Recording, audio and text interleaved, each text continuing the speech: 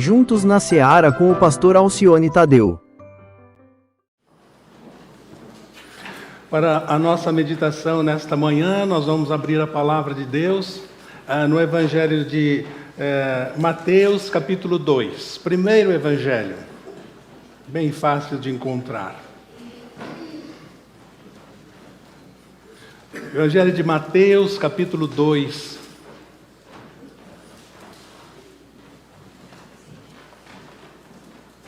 E nós vamos ler a partir do versículo 7.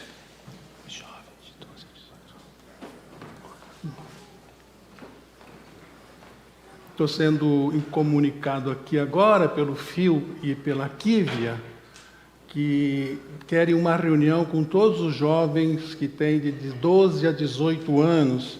Podem acompanhar o Fio e a Kívia por um momento ali de estudo, de conversa. Pode acompanhá-los? Fica de pé, por favor, Kívia e Fio.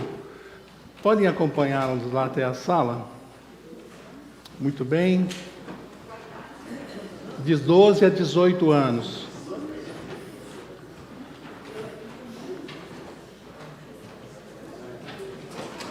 Tem um estudo lá preparado para eles, um programa para eles também.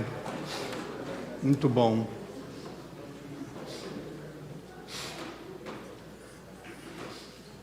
Muito bem. Eu queria ir junto nessa reunião. Por causa da idade, né? Podia ser 18, não tinha problema, não. Podia ser 18, não precisava ser 12, podia ser 18, né? Mateus, tempo bom, dos meus 18. Mateus 2, eu vou ler a partir do verso 7.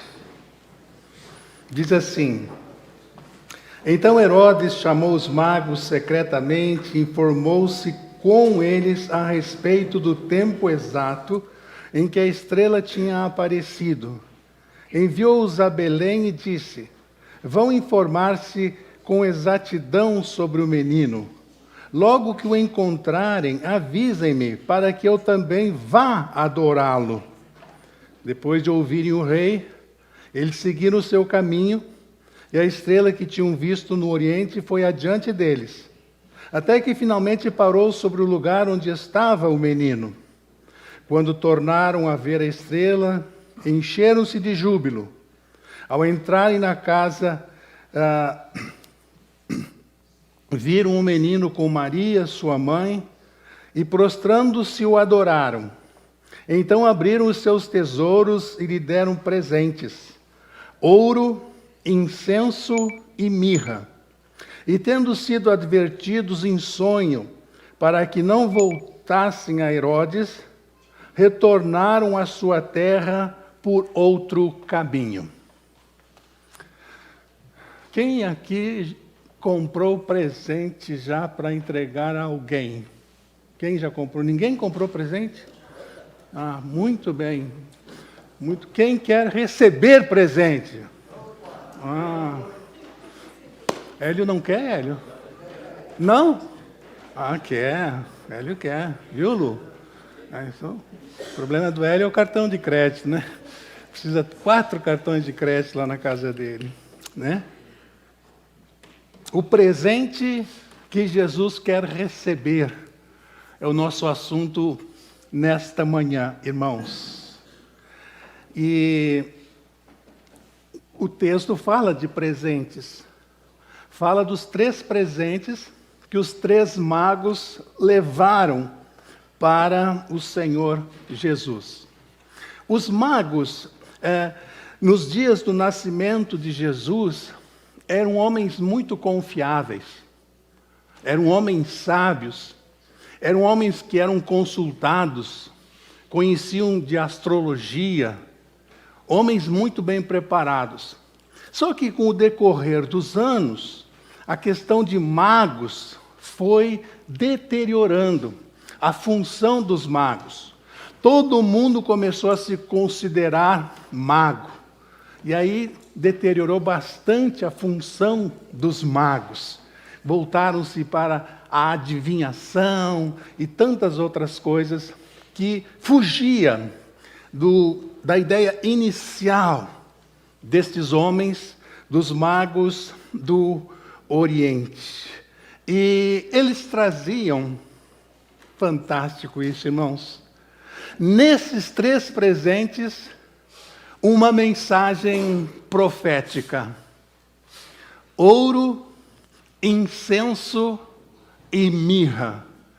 É sobre essa mensagem profética que está embutida nesses 3 presentes que eu quero falar por alguns minutos agora. Ouro. Ouro representa, né, a alteza, representa um reino. E vocês estão lembrados da visita que a rainha de Sabá fez a Salomão? Ela não trouxe uma barra de ouro para Salomão. Era um encontro de 2 reis, a rainha de Sabá e do rei Salomão.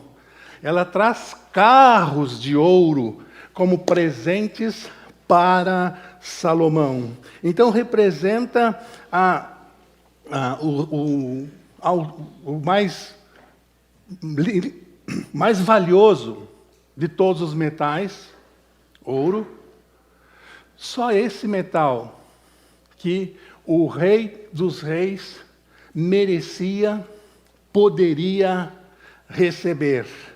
Ouro das mãos de um daqueles magos. Nem ouro, nem prata, ouro para o rei dos reis. E comentaristas bíblicos nos informam, estudiosos da Bíblia nos informam, vocês sabem disso, que logo após essa ordem aqui de Herodes, José precisa pegar a família com o menino Jesus e fugir para o Egito, para que Jesus não fosse assassinado junto com as demais crianças. Vocês lembram da história? E José faz isso, ele é orientado por Deus, vai para o Egito. E os comentaristas, os estudiosos da Bíblia, têm certa segurança em nos dizer que esse ouro, esses presentes que José e Maria receberam, que o menino recebeu, é que ajudou no sustento da família enquanto no exílio, enquanto no Egito. Né? O que eu quero dizer com isso? Desde o início, família precisou de dinheiro. Ou alguma família aqui não precisa de dinheiro? Interessante esse detalhe. Ouro, o rei dos metais, para o rei dos reis. Segundo presente, incenso. Incenso era uma resina aromática extraída de uma árvore, tinha a cor branca, e na hora do culto, no templo, esta resina, o incenso, era queimado e exalava um cheiro maravilhoso enquanto os sacerdotes estavam ministrando. O perfume tomava conta de todo o templo. Vocês estão lembrados que no templo havia o sacrifício de animais. Então, o cheiro de sangue impregnava o local, até os pátios do templo. E quando o incenso era queimado, ele se sobressaía e perfumava o local, o templo por inteiro. Mirra era também uma substância aromática misturada com um óleo que servia para ungir os sacerdotes. O primeiro a usar a mirra foi o sacerdote Arão.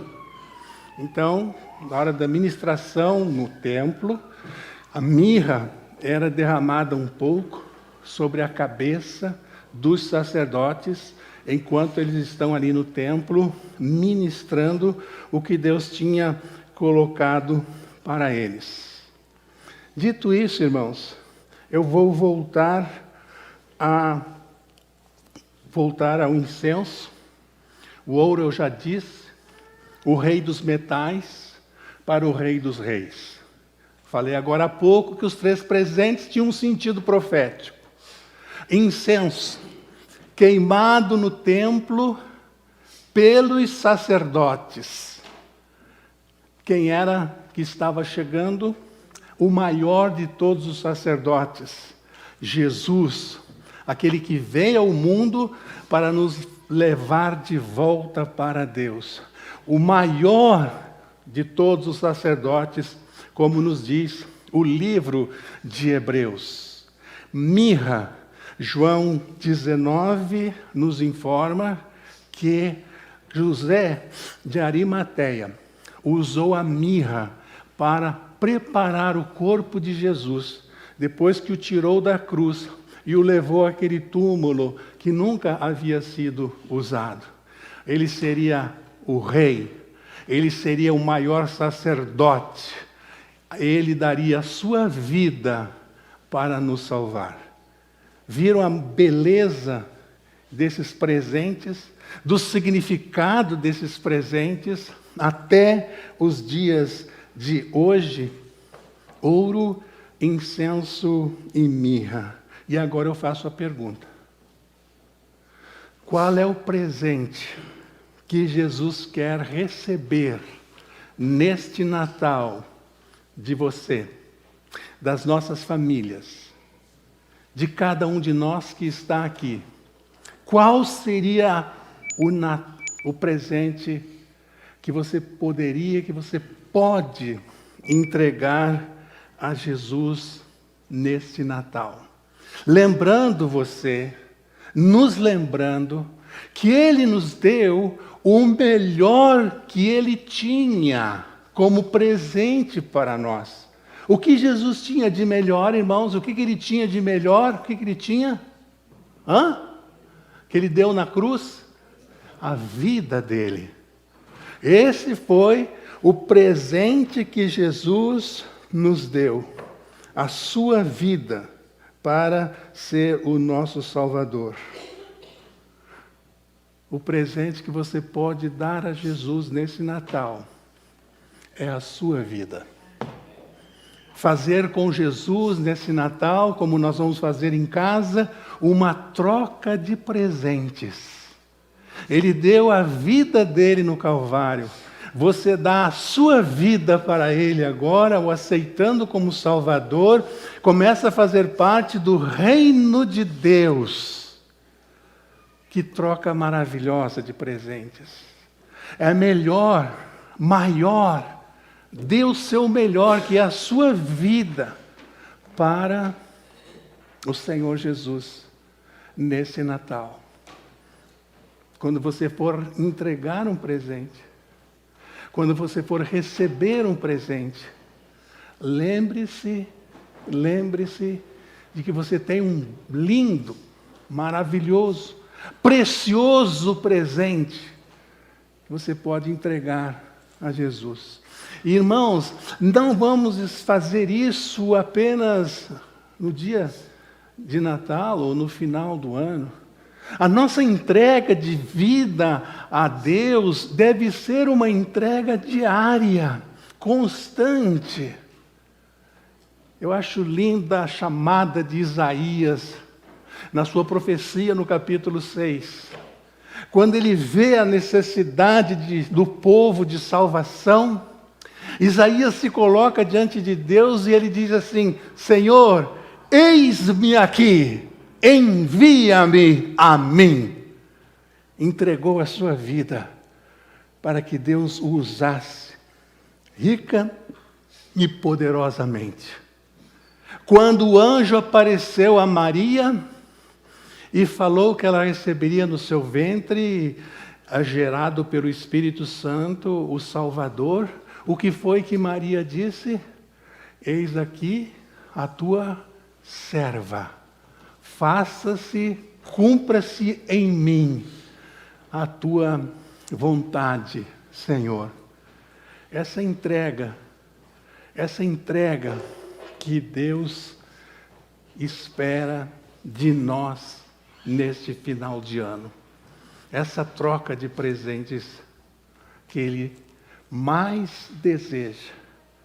Porque ele demonstrou primeiro, mandando Jesus a esse mundo para ser o nosso Salvador. Alguém aqui já passou pela experiência de um parente chegar para você, de um amigo chegar para você? Pode declarar, pode falar. E pediu de volta um presente que ele deu? Já passaram por essa experiência?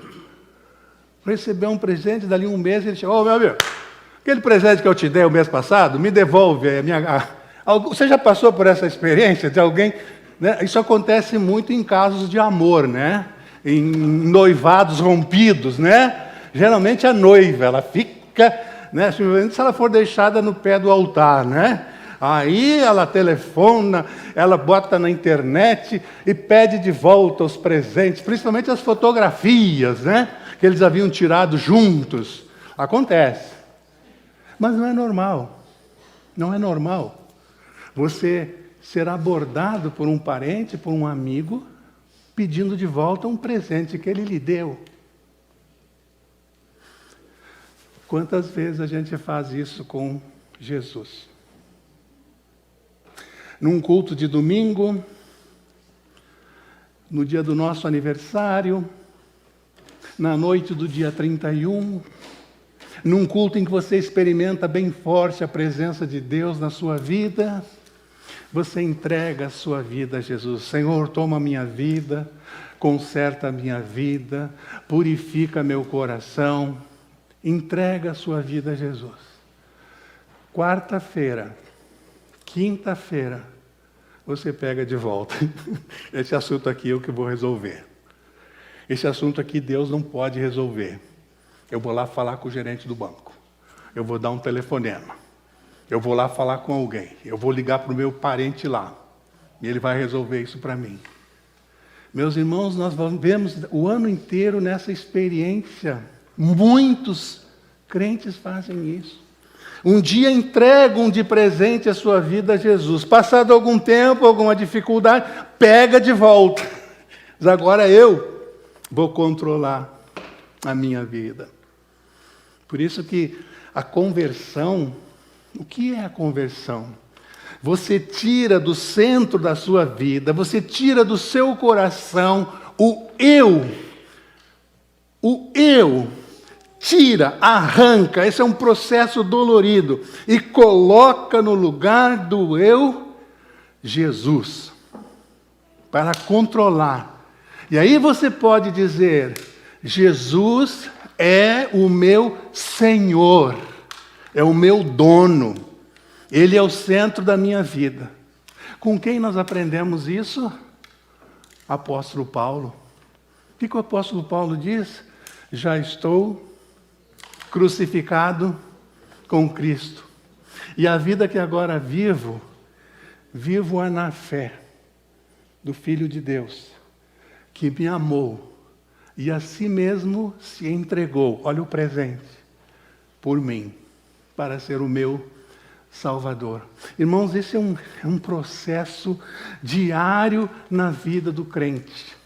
Fazer essa troca, deixar realmente Jesus ser o Rei, o Senhor da nossa vida.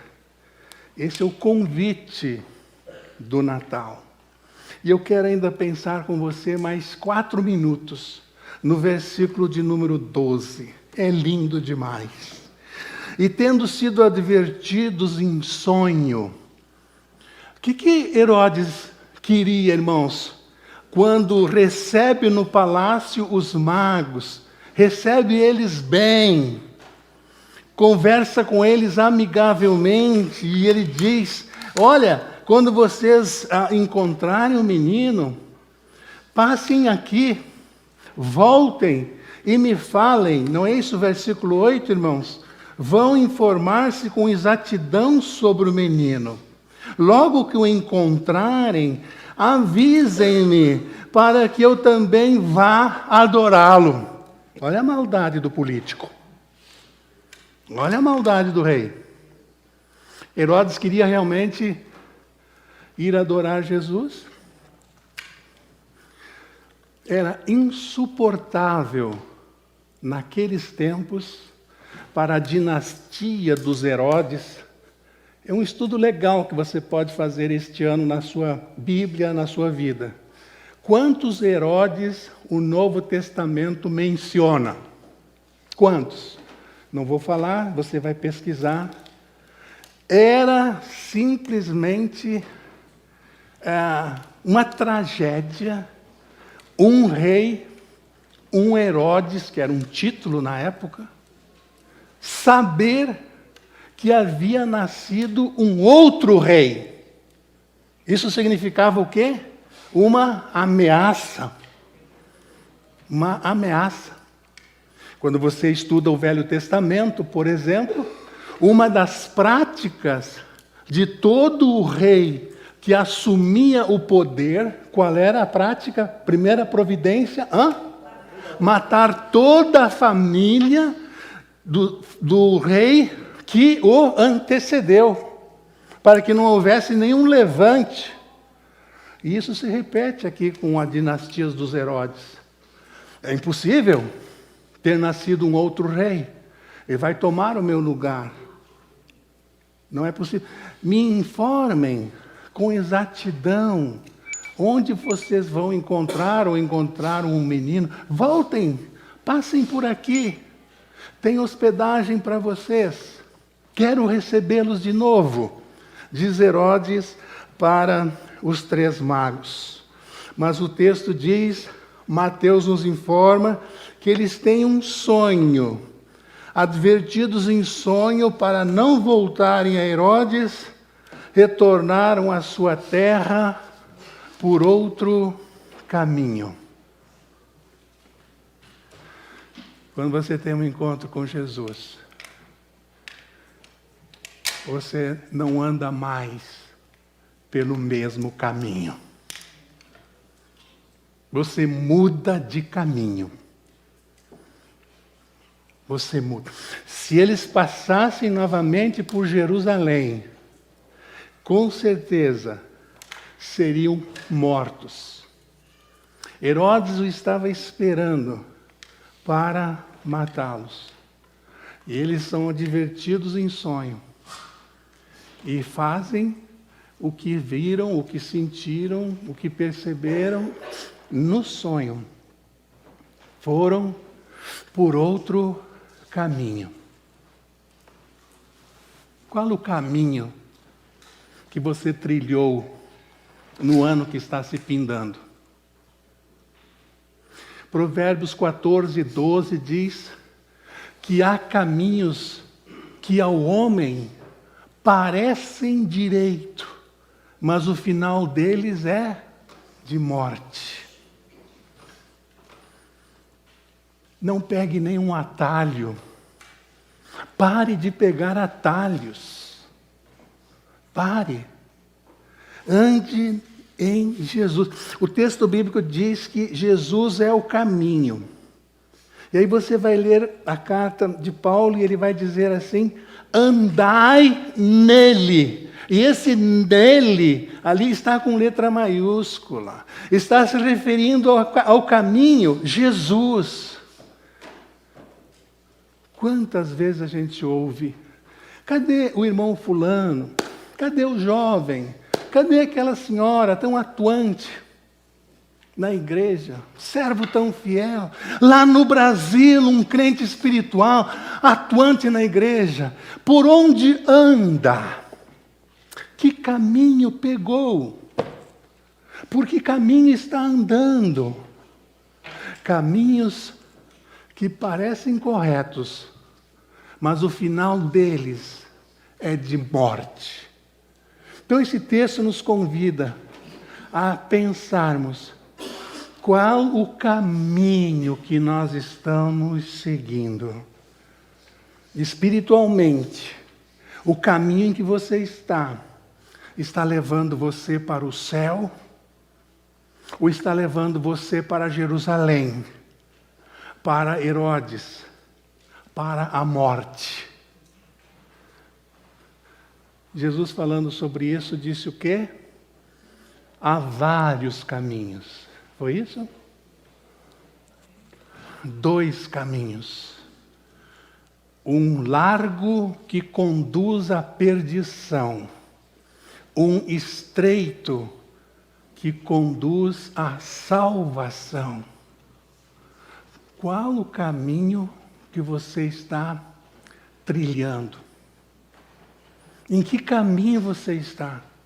Eu tenho certeza que o Espírito Santo de Deus hoje, nesses dias, no Natal, está falando ao seu coração e apontando e mostrando para você que você precisa mudar de caminho. Você está pensando que esse caminho é bom, mas é um caminho de morte. Volte para Jesus. Ande com Jesus. Andai com Ele. Andai nele. Faça como os magos. Fuja do caminho da morte. Ele é representado aqui por Herodes. Fuja. Fuja. E não insista no caminho da morte. Mais um ano nesse caminho, irmão. Mais um ano nesse caminho, amigo. Pare de ir ao norte. Comece a ir para o sul. Comece a andar com Jesus. E experimentar a presença dEle. E ter experiências com Ele na sua vida. Não só nesse Natal, mas pelo resto dos seus anos. Chega de andar em outro caminho. Chega de andar no caminho do pecado, no caminho que leva à morte. E aquele que tem Cristo como Salvador, já aceitou Jesus no seu coração. Agradeça por isso, pela sua experiência de conversão, e jamais venha se desviar do único caminho que leva para o céu. É o mais estreito, mas leva para o céu. É o mais difícil, mas leva para o céu. Jesus disse: o largo conduz à perdição, eternamente longe de Deus. Natal nos lembra isso.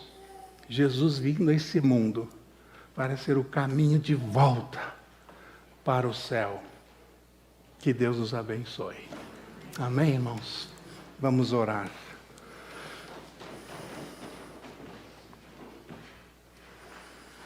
Nós queremos, ó Deus, nesta manhã, olhando esse texto bíblico, entender, ó Pai, que Jesus é o melhor presente que podemos receber. E nós ganhamos esse presente. Então nós queremos, ó Deus, mais uma vez fazer essa troca, consagrando as nossas vidas completamente a Ti, Senhor. Assim como Jesus deu a vida dele por nós. Se alguma pessoa aqui, Senhor, não está trilhando o Teu caminho, que o Teu Espírito Santo possa tocar nesse coração, que o Espírito Santo possa esclarecer essa vida e que ele possa mudar de direção e começar a andar com Jesus Salvador. Ó Senhor, faz isso, é o nosso maior desejo nesse Natal. Aos crentes, consagra-nos mais, ó Deus. Consagra-nos mais a Ti. E se alguém aqui está perdido, sem nenhum caminho, sem nenhuma direção, a sua vida é uma encruzilhada, Senhor, e não sabe que caminho seguir, que o Teu Espírito Santo possa mostrar o caminho da salvação, o caminho do céu. Nós Te pedimos isso no nome de Jesus. Amém.